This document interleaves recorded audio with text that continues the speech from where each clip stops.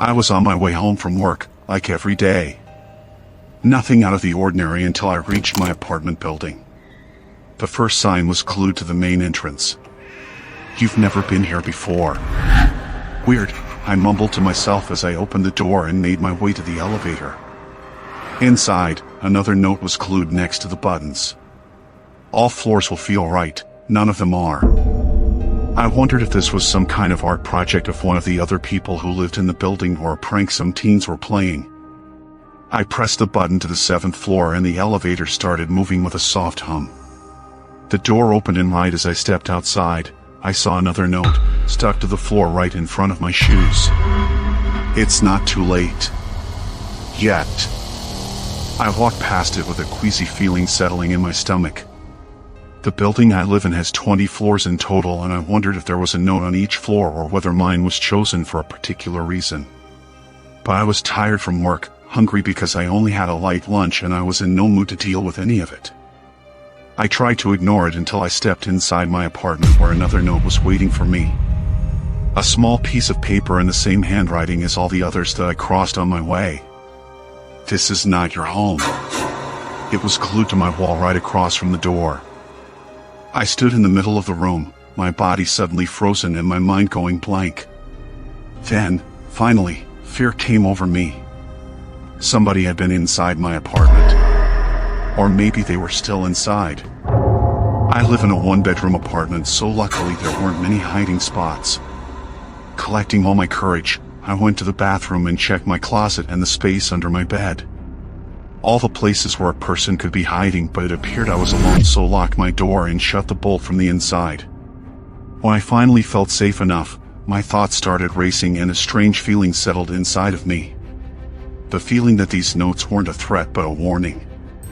I decided to knock on my neighbor's door to ask whether they had found a similar note in their home, but before unlocking the door I checked through my spy to see if there was anyone outside. I couldn't shake off the feeling that somebody could be waiting for me.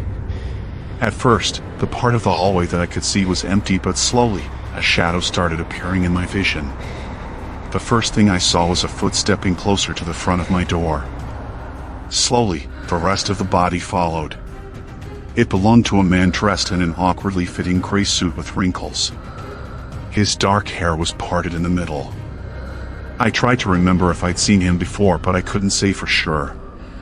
A lot of people lived in this building, but I hadn't met many.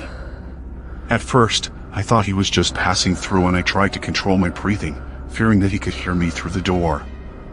But then he turned towards me as if he could see me through the other side. His gaze was fixed on mine even though that was impossible. And then he slowly waved. Instinctively, I stumbled back. There was a loud knock, but I didn't move. I held my breath, even when I started feeling dizzy. I stood there for a few moments until I finally decided to check if he was still there. I imagined his face glued to the spy as I moved closer, but when I looked out again, he was gone. I couldn't make sense of the strange situation, but I knew that I needed to call for help. There had been an intruder in my home after all, but when I went through my pockets and my bag, I realized that I didn't have my phone. And I never bothered to get a landline. It was too coincidental that I would lose my phone line on such a strange day. Somebody must have stolen it from me. I knew I had to get out and talk to someone, but I was too afraid that I would stumble into the strange man in the hallway. Before I could think of another plan, the sound of rapid knocking came from my door. This time it wasn't as loud. There was a different undertone to it. Fear. Carefully I walked up to the spy again and saw the face of a young woman that lived on my floor. We'd met a few times in the hallway or the elevator. The knocking became slightly louder and I heard a whisper. "Please, let me in." Reluctantly, I opened my door. She slightly pushed me to the side as she made her way in, quickly shutting the door behind her. Her eyes were open wide, her breathing fast. "What is going on?" she cried out. Then her gaze went to the note on my wall. "Did you get one too?" I asked. "I've been hiding in my apartment all day." "Something scary is happening," she responded. I didn't know what to do, but then I finally heard your door. "You're the first one I saw coming home," She looked away from the note and met my gaze. Then I saw that man outside. I waited till he was really gone and then I came over. Somebody was clearly messing with us, and seeing the fear in her eyes made me realize that this situation was real. And that we needed to get away as soon as possible. I don't know what the hell is going on, but we should probably try to get outside. We can take some knives. We can't, she interrupted me. There is no way out. What do you mean, there's no way out? Once you're inside, you're stuck. What? She sighed. Do you know who I am? I'd met her a few times before. In the hallway or in the elevator where we chat a little. I don't remember your name, to be honest, but let me make this quick. You don't know me. We've never met before. And we don't live here. I laughed, but before I could say anything she continued. Think about it. Really think.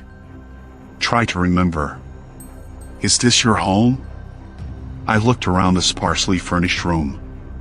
I looked for photos or mail, but there was nothing. Then I looked at her again. She wasn't much younger than me, early 20s maybe. Her brown hair was long and curly, going over her shoulders. I tried to think of the few times we met, and then I realized that something was off about the memories. Normally when you remember moments you see yourself in a third perspective, but everything I remembered was in first. Like moments happening in real time. I swallowed. What is happening? Did I lose my mind? I finally asked, not really answering her questions. She shrugged. I tried to remember my family, friends, and my childhood, but there was nothing. My mind was blank. What's your name? She asked. Dan. I think. I'm Cassie. Cassie, why did you come here? Why would you trust me if you don't know me? She shrugged again. I couldn't hide forever. Shouldn't I be trusting you? I shook my head. No, I wasn't really sure what to say. I'm not dangerous. She smiled. I'm going out, I decided. Like you said, we can't hide forever. You look weak. I think you should eat something, collect your strength, and then we will form a plan. She was right, but I was suddenly feeling too sick to think clearly. I grabbed a big kitchen knife and made my way to the hallway. There was no other person around, so I quickly walked to the elevator. On my way, I noticed that the note I had seen earlier was gone. I pressed the button of the elevator, but nothing happened. After a moment, I decided to check out the stairs, but the door was locked. Suddenly there was a noise. The elevator door opened and I made my way toward it, passing Cassie, who still stood in my doorway. I stopped when I noticed that somebody was inside the elevator. The man in the suit. Our eyes met briefly, and then he noticed the knife in my hand. He shook his head but didn't say anything. Then he looked behind me, straight at Cassie. Come back, quick, she shouted. The man took a step forward, but before he got too close I ran back to my apartment. Cassie shut the door and locked it. I was panting. I told you there's no way out, she whispered, turning towards my sofa. Well, not really mine. And sat down. We can't stay here forever. We'll starve. Or he'll find a way in, he could break the door. We should try to make a sign, hold it out the window, maybe somebody will see. Cassie frowned. The man started banging on the door from the outside again. Louder and louder. Get out of there, I heard the muffled voice of the man. It's not too late. His voice broke off. My eyes moved from her to the door. I wanted to scream, to jump out the window, but it was too high, and I wouldn't make it. Cassie caught my eye. You could jump. Try it. A wide grin was spreading over her face. What? You told me you weren't dangerous, but you didn't even bother to ask if I was. She crossed her legs on the sofa. All the fear I had noticed on her face earlier was gone. She looked like a happy child, and I realized I had made a big mistake. She told me that I didn't really know her. The reason I trusted her in the first place was because I thought she was my neighbor, and then because I thought she was in danger, just like me. The banging on the door was back. "Did you leave all those notes?" I asked. She shook her head. "Why would I warn you? Who's that man? Are you helping him?" She chuckled. I inspected her face again. Something about it was off. It was too perfect. I grabbed the knife that I was still holding, tight in my hand. Then there was a loud thud. The door had broken.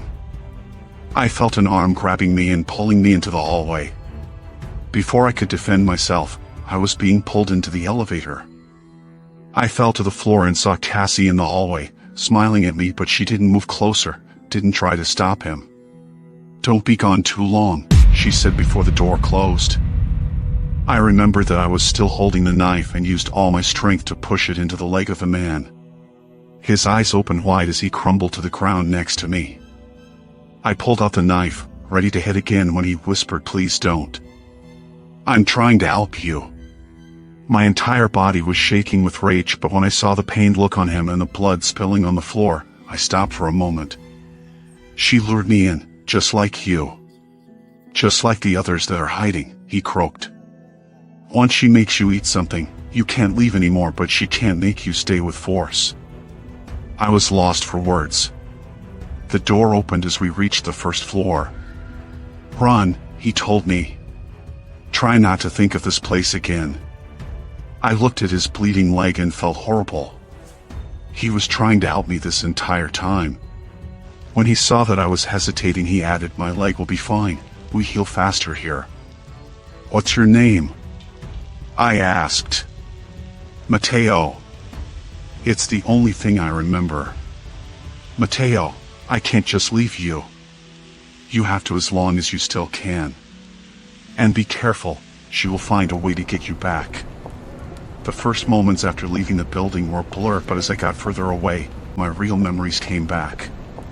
Of my real home and my past. The memories of Cassie and my imagined home stayed as well. However, when I tried to find the building again later, I couldn't. I researched online for hours until I finally found him. Mateo Gerard had disappeared 5 years ago on his way to a job interview. He was only 20 then. As I looked further into it, I found that he had disappeared once before after he went to a festival. He was gone for a week when he suddenly came back to his parents out of nowhere.